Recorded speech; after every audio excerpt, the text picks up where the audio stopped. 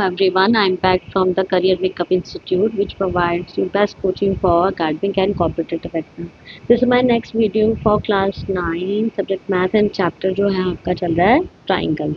ठीक है, ट्राइंगल्स की आज मैंने इससे पहले जो है इंट्रोडक्शन पार्ट पढ़ाया था. आज मैंने थ्योरम पढ़ानी है 7.1. तो 7.1 थ्योरम क्या बोल रहा है, कह रहा है कि टू ट्राइंगल्स जो हैं आर कॉन्ग्रुएंट. तब कॉन्ग्रुएंट हो गए if two angles and the including side of one triangle are equal to the two angles and the including side of other triangle. यानी ये चीज़ उसने हमें गिवन दी हुई है, हमें उसने क्या बोला है, क्या करने के लिए हमें कॉन्ग्रुएंट करने हैं.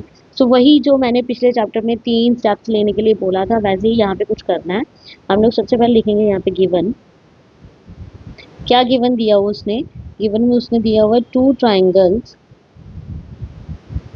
ABC and triangle DEF. ठीक है, ABC DEF in which angle B is equals to angle E, angle C is equals to angle F and BC is equals to EF के बराबर. BC is equals to EF के बराबर. ठीक है, to proof में क्या करना है हमने, टू प्रूफ में लिखूंगी triangle ABC congruent triangle DEF.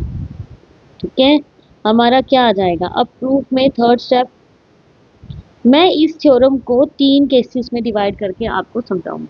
ठीक है, अभी मैं लूंगी केस 1. अब केस 1 में क्या मैंने लिया हुआ है, मैं लिखूंगी जब मेरा AB जो है when AB is equals to DE के बराबर. अगर मैं AB को DE के बराबर ले लूँ. ठीक है, सो यहाँ पे उसने SAS ASA जो भी है यहाँ पे लेने के लिए बोला हुआ है, कॉन्ग्रुएंसी रूल बोला हुआ है. सो क्यों है कॉन्ग्रुएंसी रूल ASA, क्योंकि यहाँ पे दो एंगल्स उसने गिवन दिए हैं और एक साइड दी हुई है. ठीक है, इक्वल इसलिए. लेकिन जब मैं उसका फर्स्ट केस लूँगी AB, अगर मैं इक्वल कर दूंगी DE के. ठीक है, AB मैंने इक्वल कर दिया DE के, सो मेरे पास क्या आ जाता है, मैं लिखूंगी in triangle ABC and triangle DEF. ठीक है, एंड ट्राइंगल DEF. तो मेरा AB is equals to DE के बराबर ले लिया मैंने. ठीक है, ये लेट लिया मैंने, लेट किया था ऊपर. और angle B is equals to angle E. ये तो गिवन दिया है उसने, ये मैं लिख सकती हूँ आगे गिवन. ठीक है, और BC इज इक्वल्स टू किसके बराबर आ जाएगा मेरा, EF के. ये भी गिवन है. ठीक है, देयरफॉर मेरा ट्राइंगल ABC कॉन्ग्रुएंट हो जाएगा ट्राइंगल DEF के बाय कौन से रूल से, बाय SAS कॉन्ग्रुएंसी रूल से,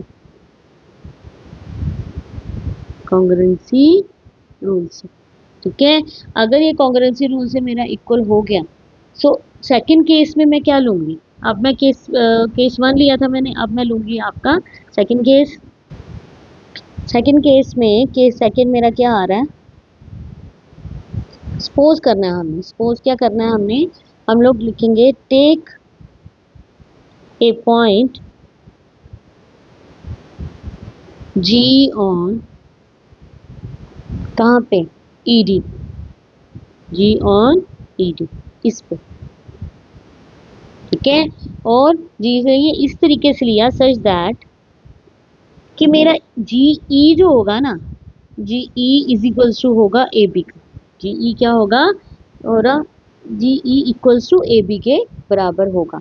और ज्वाइन कर देती हूँ मैं इसको, GF को करो ज्वाइन. ठीक है, अब ये दो ट्राइंगल ले लूंगी. Now in triangle ABC and triangle GEF. GEF. ठीक है, मेरा GE जो था वो किसके बराबर था, AB के बराबर था. ये कैसे किया मैंने, अभी सपोज किया था, इसको मैं सपोजिशन लिख देती हूँ. ठीक है, एंगल B मेरा किसके बराबर था, E के बराबर था, ये गिवन था. ठीक है, और BC मेरा किसके बराबर था, EF के, ये भी गिवन था. सो ये जो था ये मेरी बन गई साइड, ये बन गया एंगल और ये बन गई साइड, बन गई ना। सो मैं यहाँ लिख सकती हूँ triangle A B C congruent triangle G E F by S A S congruency rules. ठीक है, कॉन्ग्रुएंसी रूल से मैंने इसको कॉन्ग्रुएंट कर दिया। टू प्रूव में तो हमने कॉन्ग्रुएंट ही प्रूव करना था ना, तो मैंने 3 केसेस से प्रूव कर दिया। फर्स्ट केस में जब मेरा ए बी जो इक्वल हो गया डी ई के, सेकंड केस में मैंने जी की एक पॉइंट ले लिया डी ई का और मैंने बोला कि ए बी मेरा है जो ई जी ई के इक्वल है। ठीक है, अब मेरा जो थर्ड केस है वो क्या है, केस थर्ड,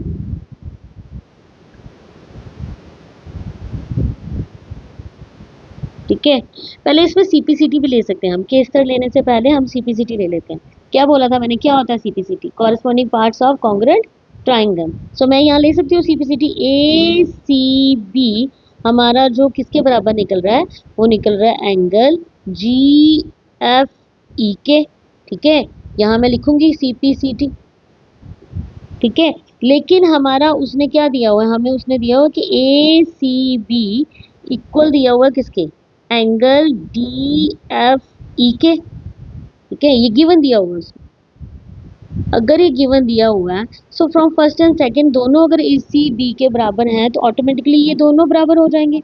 देयरफॉर हमारा angle G F E is equal to angle D F E के बराबर।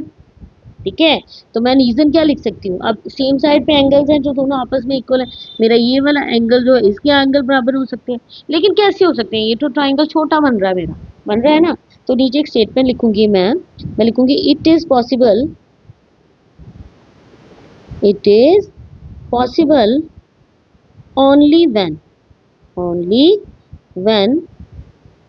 जी कोइंसाइड्स विद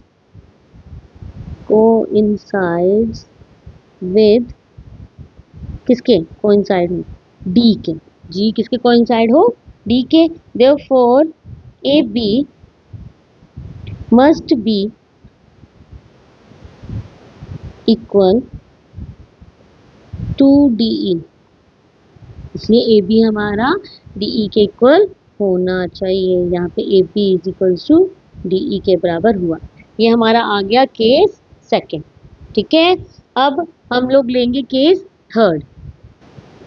केस थर्ड में अब हमने क्या करना है, हमने एक पॉइंट लेना है, कौन सा, जी पॉइंट ले लिया मैंने। Take a point G on E D. ठीक है, प्रोड्यूस सच दैट, इस तरीके से प्रोड्यूस किया, प्रोड्यूस्ड सच दैट कि हमारा ई जी जो है, E G is equal to A B के बराबर होगा और ज्वाइन कर देंगे हम लोग क्या, जी और एफ। ठीक है, ये केस थर्ड में किया। पहले क्या किया था, पहले इक्वल लिया था, फिर मैंने क्या किया था कि डी ई के ऊपर एक पॉइंट ले लिया था जी। अब मैंने थोड़ा एक्सटेंड करके वो डी ई जो लाइन है वो एक्सटेंड करके ऊपर जाके एक पॉइंट लिया है जी। ठीक है, तो अब इस केस में क्या है, वही रिपीट है, हमने पहले A B equal to D E कर दिया, बी इक्वल टू ई, ये हमने प्रूव किया था सेकंड केस में। ठीक है, और ये तो चीज गिवन दी हुई थी हमें, ये चीज गिवन थी। अगर ये चीज गिवन थी, ये टू प्रूफ था, तो हमारा वही रिपीटिंग जाएगा। ठीक है ना, हमारा क्या रिपीटिंग जाएगा, हम लोगों का रिपीटिंग जाएगा, जैसे मैं ले लेती हूँ in triangle A B C and triangle D, sorry G आ जाएगा यहाँ पे, जी ई और एफ। ठीक है, हमारा क्या आ जाएगा, हमारा A B equal to D E था ना, हमारा A B equal to D E बन जाएगा। यहाँ पे E G is equals to A B, angle B is equals to angle E, ये हम लोगों ने सपोज किया है और ये हमें गिवन दिया हुआ उसने। ठीक है, ये एक्सपोज किया, ये गिवन दिया है, और क्या दिया हुआ है कि B C is equals to E F के बराबर। ठीक है, ये भी गिवन दिया था उसने। ठीक, अब हम लोगों ने हमारा क्या, therefore triangle A B C congruent कर दिया किसके, जी ई एफ के, कौन सी कॉन्ग्रुएंसी रूल से? बाय SAS कॉन्ग्रुएंसी रूल से। यहाँ पे भी मैंने कॉन्ग्रुएंट प्रूव कर दिया उसको कॉन्ग्रुएंसी रूल से, ठीक है, बाय SAS। सो स्टूडेंट्स, ये मैंने 3 केसेस में आपको बता दिया कि किस तरह से मैंने इसको कॉन्ग्रुएंट प्रूव कर दिया। बेसिकली हमें पूछा यही था कि हमें उसको कॉन्ग्रुएंट प्रूव करना है, ठीक है। आई होप कि आपको क्लियर हो गई ये बातें, किस तरह से मैंने बताया आपको उस थ्योरम के बारे में। पहले तो 2 ट्राइंगल्स ले लिए मैंने, ठीक है। पहले केस में ये साइड इसके बराबर कर दी तो बड़ी इजीली मेरे को 2 साइडें और एक एंगल उसने गिवन दिया था, उसको लेके मैंने फर्स्ट केस में उसको कॉन्ग्रुएंट प्रूव कर दिया। सेकंड केस में मेरे को उसको मैंने क्या किया, 2 ट्राइंगल्स ली और सेकंड ट्राइंगल की यहाँ सेंटर पे एक जी पॉइंट ले लिया, उसको ज्वाइन कर दिया और ये साइड इसके बराबर शो करवा दी, बाकी ये इसके बराबर ले लिया, ये इसके बराबर ले लिया। थर्ड केस में 2 ट्राइंगल्स लेके मैंने इस साइड को थोड़ा एक्सटेंड कर दिया और इस साइड इस पूरी मतलब साइड को इसके बराबर कर दिया, तो ये इसके बराबर ले लिया, ये इसके बराबर, तो कॉन्ग्रुएंट हो गई। तो इन बेसिस पे मैंने ये दोनों ट्राइंगल्स जो हैं आपके कॉन्ग्रुएंट कर दिए हैं। तो ये थी आपकी थ्योरम 7.1। आई होप कि आपको डाउट्स क्लियर होंगे, सब समझ में आया होगा। अगर नहीं आया तो प्लीज़ मुझे कमेंट बॉक्स में ज़रूर बताइए, ठीक है। सो मिलते हैं हमारी नेक्स्ट वीडियो में। Till then bye and take care.